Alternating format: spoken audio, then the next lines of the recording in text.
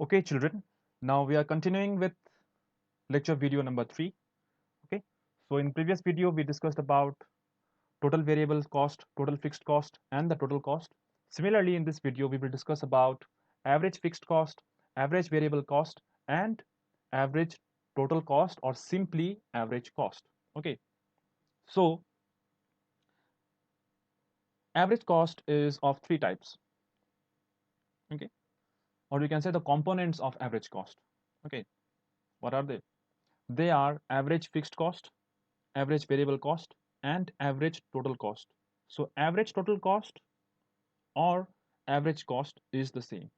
Okay, so basically you are talking about uh, average cost only when you're talking about this average total cost or average cost. It means the same thing. Okay, I think it should have been made only two. Anyway, so what is average cost? So average cost is actually the cost per unit of output. You just divide the cost by the level of output or the quantity, and you get the average. Okay, so let us see what is AFC, or the average fixed cost. So average cost, it can be defined as the cost per unit of the fixed factors of production. When you divide TFC by the level of output, okay, you get average fixed cost. Similarly, when you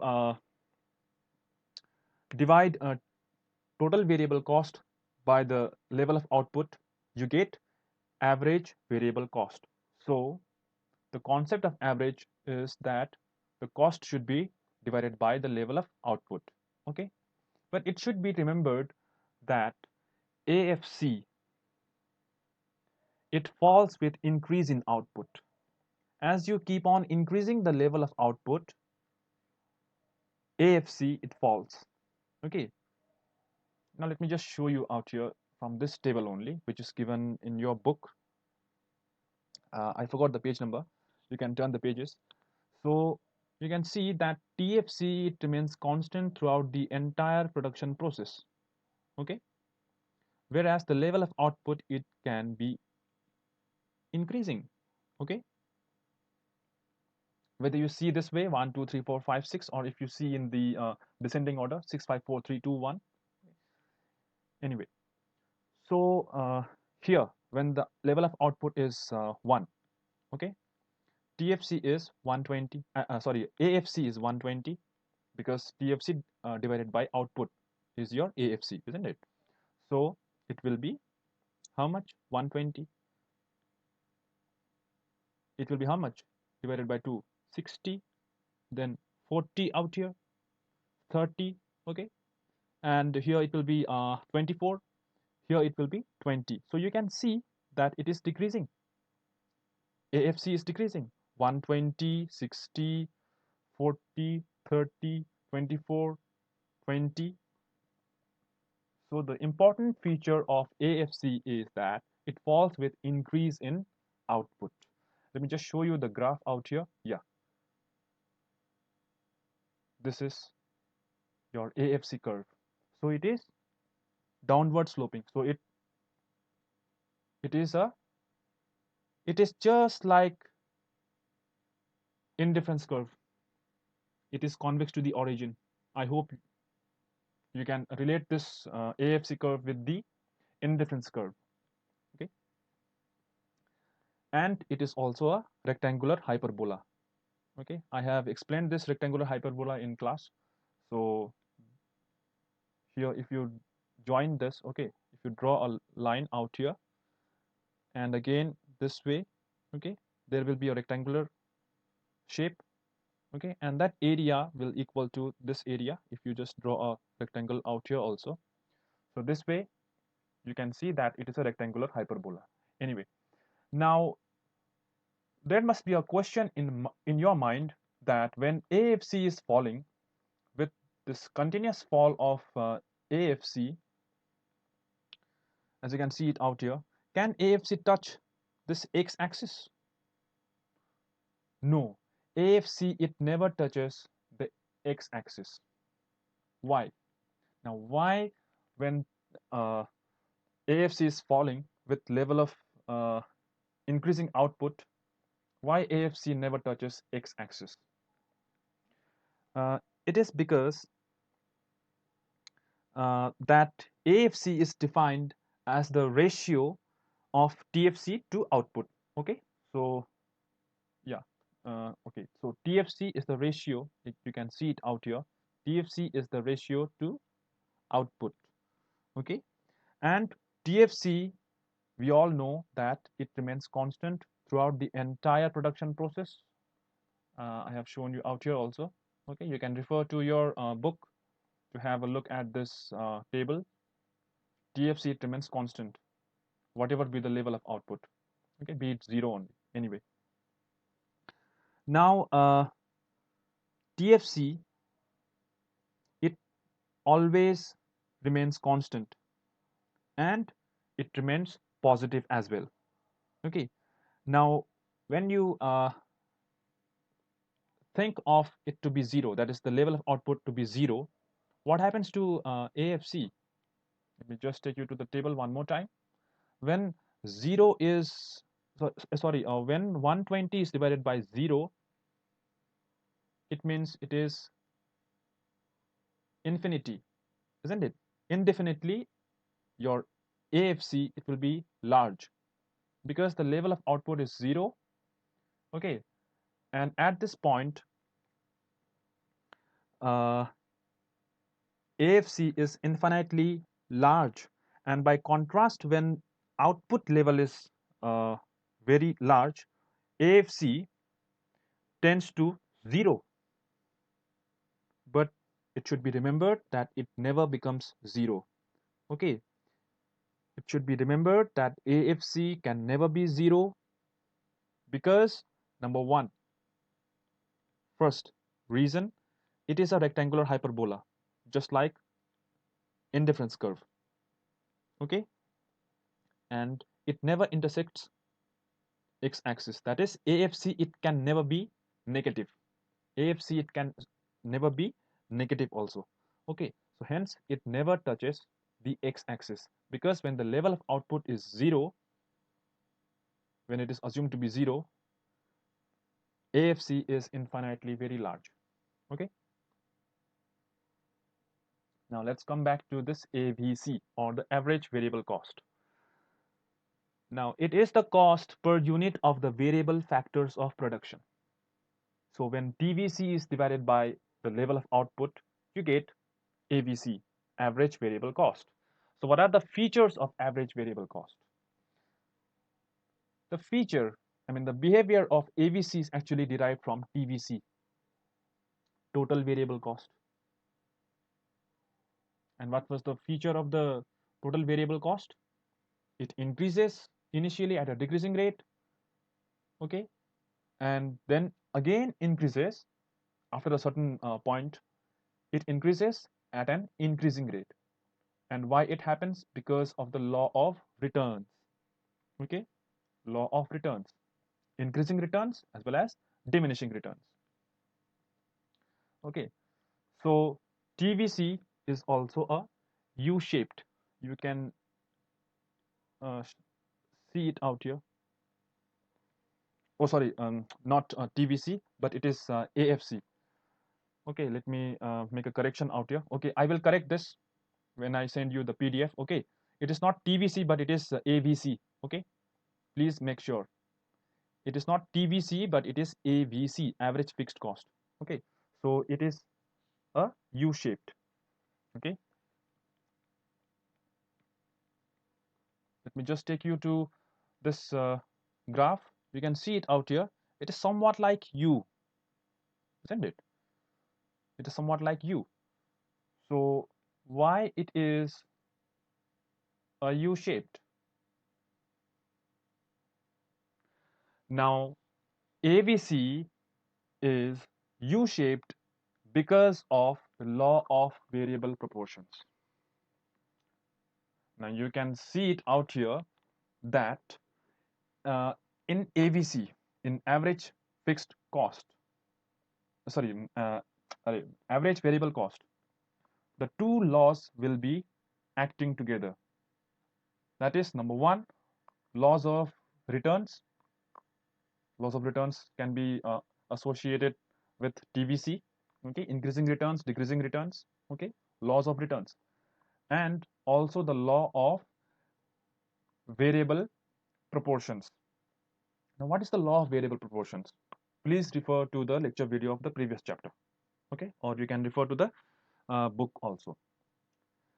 So let me just tell you in brief that law of variable proportions actually the mismatch between the right proportion of the fixed factor and the variable factor. Okay. So initially the level of variable inputs will be less. Okay. And I gave you the example of our classroom also. Okay. And in that example, I had said that there were 20 chairs and we are just 17 students. So we can hire extra three, like we can accommodate extra 3 students in our classroom. So that was the example. Please watch that video. Anyway, so initially the variable inputs will be less as compared to the fixed inputs. Okay. And at this point, it should be remembered that the fixed inputs will be underutilized. Okay. Fixed inputs will remain underutilized. Okay.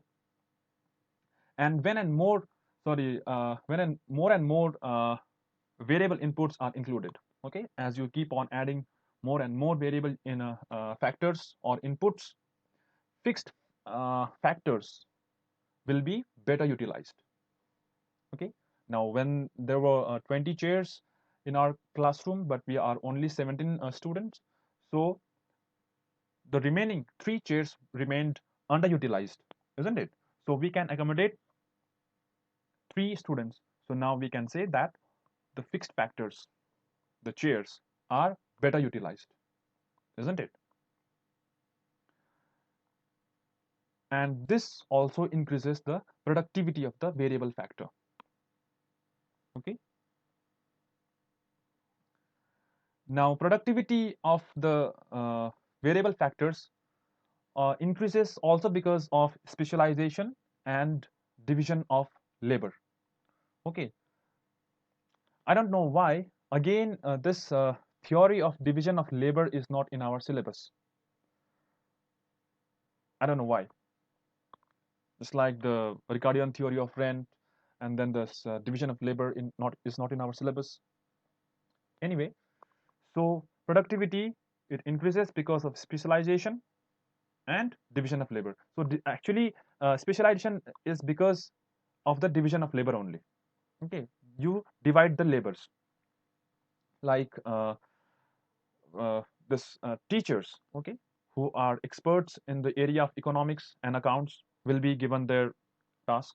Okay, the teachers who are expert in commercial studies, business studies, they will be given that task. Teachers who are expert in the language group, they will be given the language subjects. The teachers who are expert in the computer and mathematics, they will be given their tasks, isn't it? So because when they are doing the same type of job again and again, they will be specialized in that field, isn't it? So hence the productivity will be increased. Okay, but this continuous addition of variable inputs, now it leads to overcrowding.